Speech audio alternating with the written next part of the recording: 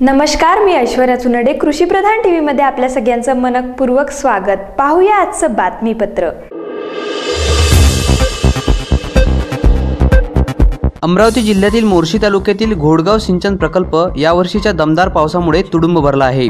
परंतु कालव्याचे काम न झाल्यामुळे पाणी असून सुद्धा त्याचा उपयोग शेतीसाठी होत नाही. यामुळे बागायती व रब्बी पिकांना पाणी असून सुद्धा देता येत नाही.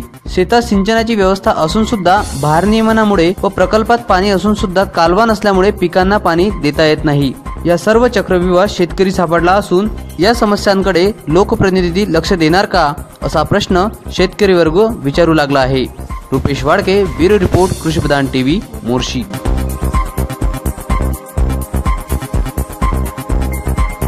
पैनगंगा नदीचा उगम हा बुलढाणा जिल्ह्यातून होत असून वाशिम जिल्ह्यामध्ये या नदीचा प्रवास 90 किलोमीटरचा आहे. रिसोड तालुक्यातील किनखेडा, मसाला घोडप परिसरातील शेतकऱ्यांची हिवाळी व रब्बी पिके बॅरेज अभावी धोक्यात आली असून बॅरेज लवकरात लवकर करण्यात यावी अशी मागणी शेतकऱ्यांकडून करण्यात येत आहे.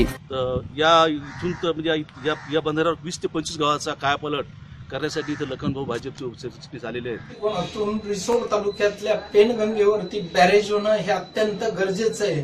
रिसोड तालुक्यातलं सिंचन बॅरेज शिवाय कदापिही पूर्ण होऊ शकत नाही. रिसोड तालुक्यातील किनखेडा हे गाव मागच्या कितीतरी वर्षापासून या गावामध्ये बॅरेजेस व्हावं अशी मागणी शेतकऱ्यांची आहे. रिसोडवरून रुपेश बादडसह बुलढाण्यावरून गजानन काळुसे, ब्युरो रिपोर्ट, कृषी प्रधान टीव्ही.